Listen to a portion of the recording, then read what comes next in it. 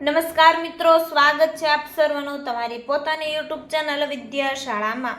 ધોરણ 5ની જે નવી સ્વ અધ્યયન પોથી આવી ચૂકી છે, આપણી ચેનલ ઉપર આ નવી સ્વ અધ્યયન પોથીના બધા જ વિષયના બધા જ પાઠના સંપૂર્ણ સોલ્યુશનના વિડીયો પ્લસ PDF બંને મૂકવામાં આવે છે, જેમની લિંક તમને નીચે ડિસ્ક્રિપ્શન બોક્સની અંદર મળી જશે.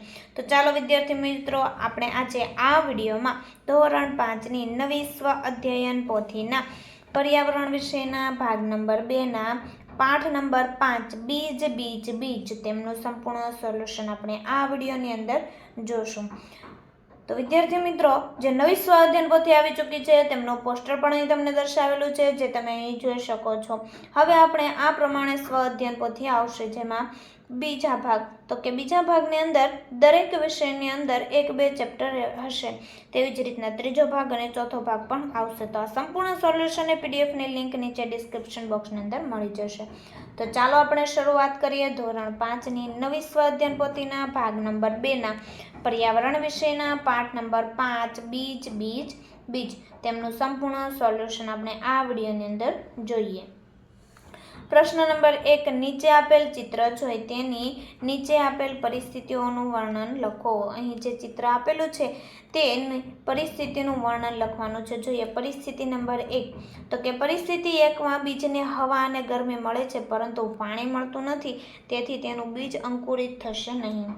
પરિસ્થિતિ નંબર 2, તો કે પરિસ્થિતિ 2માં બીજને હવા, પાણી અને ગરમી બધું જ મળી રહે છે, તેથી તે બીજ ઝડપથી અંકુરિત થશે. અને પરિસ્થિતિ નંબર 3, તો કે પરિસ્થિતિ નંબર 3માં બીજને પાણી મળી રહે છે, પરંતુ ગરમી અને હવા મળતી નથી, તેથી તેનો વિકાસ રૂંધાય છે અને તે બીજ અંકુરિત થશે નહીં. પ્રશ્ન નંબર 2, એકમમાં આપેલ કવિતાના આધારે નીચે આપેલ પ્રશ્નોના જવાબ આપો. નંબર 1, ભારતમાં મરચાં નીચેનામાંથી કયા પ્રદેશમાંથી આવેલા છે? તો જવાબ આવશે દક્ષિણ અમેરિકા. નંબર 2, ભીંડા ભારતમાં કયા દેશમાંથી આવેલા છે? આફ્રિકા. નંબર 3, યુરોપમાંથી કઈ વસ્તુ ભારતમાં આવેલી છે? કોબીજ. નંબર 4, નીચેનામાંથી ભારતના આસામ પ્રદેશનું શું છે? ચા. નંબર 5, સોયાબીનનું મૂળ વતન કયું છે? ચીન. વિદ્યાર્થી મિત્રો, ધોરણ 3થી 8ની જે નવી સ્વ અધ્યયન પોથી આવી છે 2024-25, જેમાં બધા જ ભાગના તમામ વિષયના સોલ્યુશનની તમે PDF અને બુક મેળવી શકો છો. બુક મેળવવા માટે અહીં કોન્ટેક્ટ નંબર ઉપર કોન્ટેક્ટ કરી શકો છો, અને PDF આપણે ઓશન કોચિંગ ક્લાસીસ છે એપ્લિકેશન પરથી તમને PDF મેળવી શકો છો. પ્રશ્ન નંબર 3, પાઠ્યપુસ્તકમાં આપેલ બટાટા, મરચાં, શાકજી કાવ્યના આધારે તમે વર્ણવેલ બીજનું માગ્યા મુજબ વર્ગીકરણ કરો. જોઈએ ભારતીય બીજ અને પ્રદેશી બીજ. ભારતીય બીજમાં ચા, રીંગણા, વાલોળ, કારેલા, કેરી, સંતરા, બોર, કેળા, પાલક, પરવળ, ધાણા અને મેથી. પરદેશી બીજમાં તો મરચાં, બટાકા, કોબીજ, વટાણા, ભીંડા, સોયાબીન, કોફી અને ટમેટા. પ્રશ્ન નંબર 4, નીચે દર્શાવેલ પ્રવૃત્તિ કરો અને તેના અવલોકનો કોષ્ટકમાં નોંધો. જોઈએ તમને મળી રહે તેવા ઘઉં, મગ, બાજરી, મકાઈ, કપાસ, ધાણા, ચણા, વાલ, રાઈ, જીરું, એરંડા કે અન્ય જે મળે તેના એક સારા બીજ એકઠા કરો. તમારા આંગણાની નજીકમાં કે કુંડામાં આ બીજને રોપવા માટે માટી પર પાણી રેડીને ભેજવાળી કરો. તમે પસંદ કરેલી જગ્યાએ બીજ વાવવા માટે બીજની સંખ્યા મુજબના સરખી ઊંડાઈના ખાડા બનાવો. તમારી પાસેના જુદા જુદા એક બીજને આ ખાડામાં મૂકી ઉપર માટી વાળી દો. આ કુંડા અને ક્યારામાં રોજ નિયમિત પાણી આપો અને બીજના ઉગવાનું અવલોકન કરતા રહો. તમે એકઠા કરેલા બીજને નાનાથી મોટામાં ક્રમમાં ગોઠવો. તો જોઈએ અહીં તમને આપેલા છે બીજના નામ. તો ઉપરની પ્રવૃત્તિના અવલોકનો નીચે મુજબ નોંધો. વિગત અને અવલોકન. બધા બીજ વાવ્યાની તારીખ નોંધો. 10/1/2022. સૌપ્રથમ ફણગો ફૂટ્યો હોય તે બીજનું નામ. મગ, ઘઉં, બાજરી.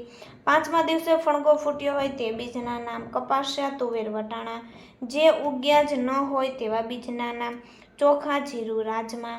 10મા દિવસે જે છોડને વધારે પર્ણ આવ્યા હોય તેવા છોડના નામ. મગ, ઘઉં અને તુવેર.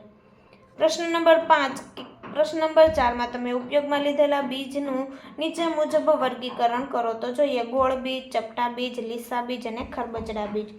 ગોળ બીજ મગ, અડદ, વટાણા, બાજરી. ચપટા બીજ વાલ, લીસા બીજ રાજમા અને ચોખા. ખરબચડા બીજ ચણા, જીરું અને કપાસિયા. પ્રશ્ન નંબર 6, નીચે આપેલ વનસ્પતિઓનું માગ્યા મુજબ વર્ગીકરણ કરો. અહીં જે તમને વનસ્પતિઓ આપેલું છે તેમનું માગ્યા મુજબ વર્ગીકરણ કરવાનું છે કે બીજ વિના ઉગતી વનસ્પતિઓ અને બીજ દ્વારા ઉગતી વનસ્પતિઓ.